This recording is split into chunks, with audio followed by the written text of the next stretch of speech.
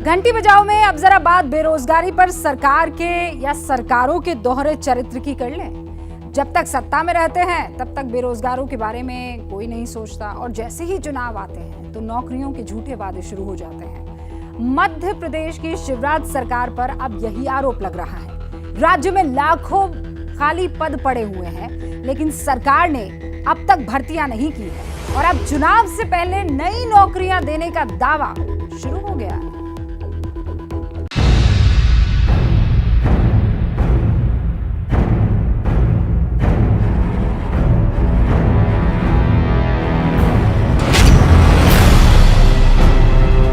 इस तस्वीर में जितना तंज है उससे कहीं ज्यादा दर्द है, वही दर्द जो किसी की मौत पर होता है।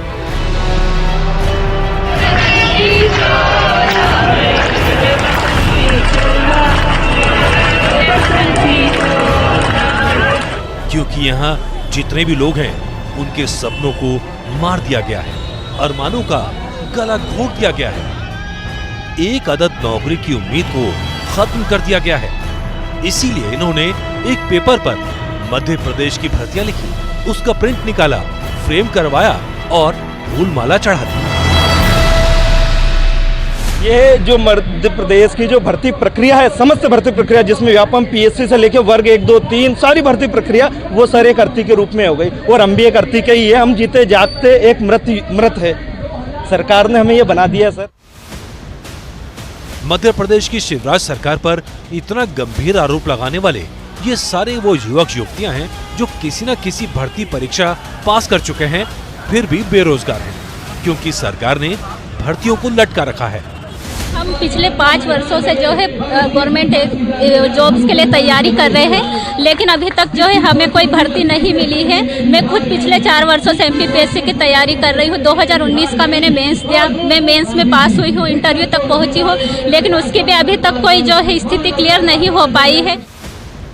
भर्ती प्रक्रिया पूरी करने की मांग को लेकर पूरे राज्य से आए युवा इंदौर में इकट्ठा हुए।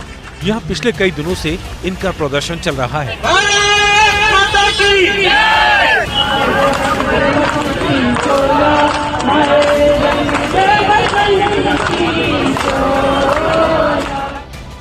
देखिए इनके हाथों में जो तख्तियां हैं उस पर क्या लिखा है।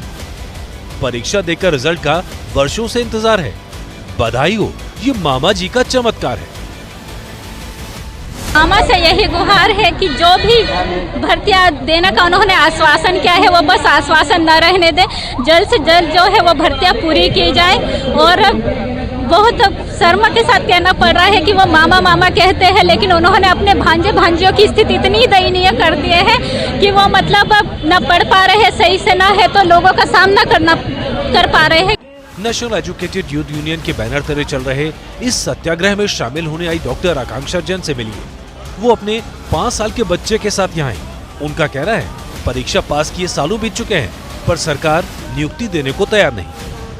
2018 में शिक्षक भर्ती परीक्षा हुई थी, जिसका 19 में एग्ज़ाम हुआ, 20 में रिजल्ट आया, वेरिफिकेशन हो गया, सब कुछ हो गया।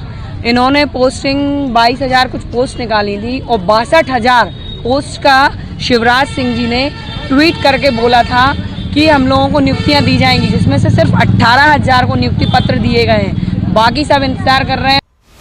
कभी परीक्षा तो कभी भर्तियों को अटकाने की सरकारी नीति के कारण मध्य प्रदेश में बेरोजगारों की संख्या बढ़ती जा रही है और साथ में बढ़ रहा है बेरोजगारों का गुस्सा, क्योंकि मध्य प्रदेश में अगले साल चुनाव है।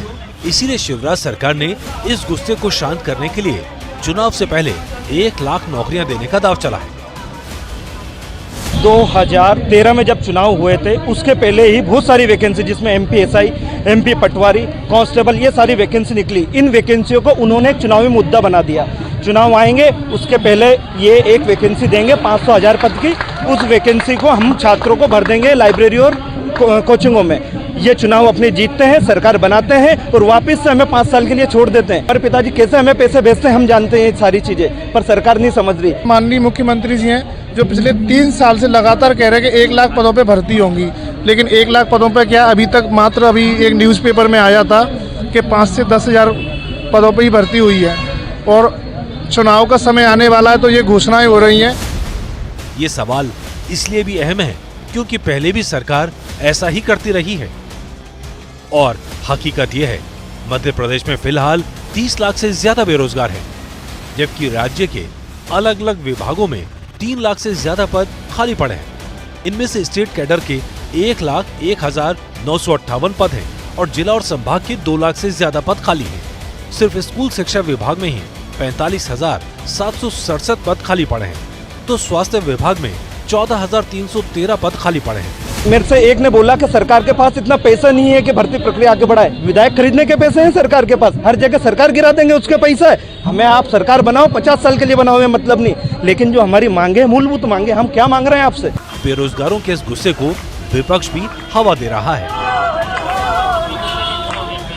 18 सालों बाद माननीय मुख्यमंत्री जी कह रहे हैं कि हम साल 1 लाख लोगों को हर साल रोजगार देंगे, तो इस आंकड़े को पूरा करने में 34 साल लग जाएंगे।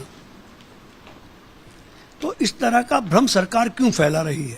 15 अगस्त के इस बार के उद्बोधन में भी माननीय मुख्यमंत्री जी ने इस बात को स्थापित किया है कि हम 3 स्तर पर रोजगार के अलग अलग प्रकल्प स्थापित करेंगे। सबसे पहले हम सरकारी नौकरियां के दरवाजे खोलेंगे, जैसा आपने कहा कि लगातार उस पर काम चल रहा है, और पीएससी के माध्यम से या बाकी भी डिपार्टमेंट्स में सरकारी रिक्रूटमेंट हो, इसकी हमने व्यवस्था की है।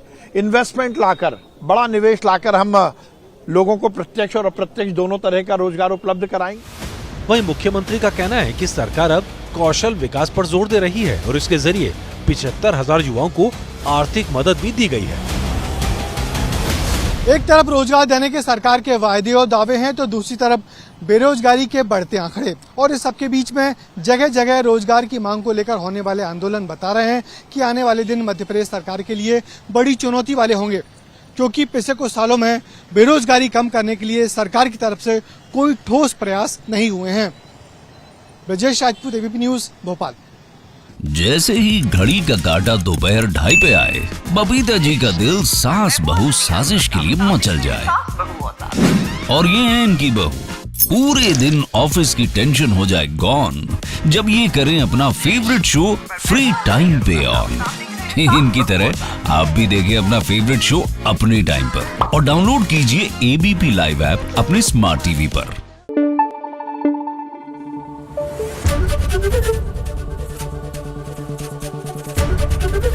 एबीपी न्यूज आपको रखे आगे।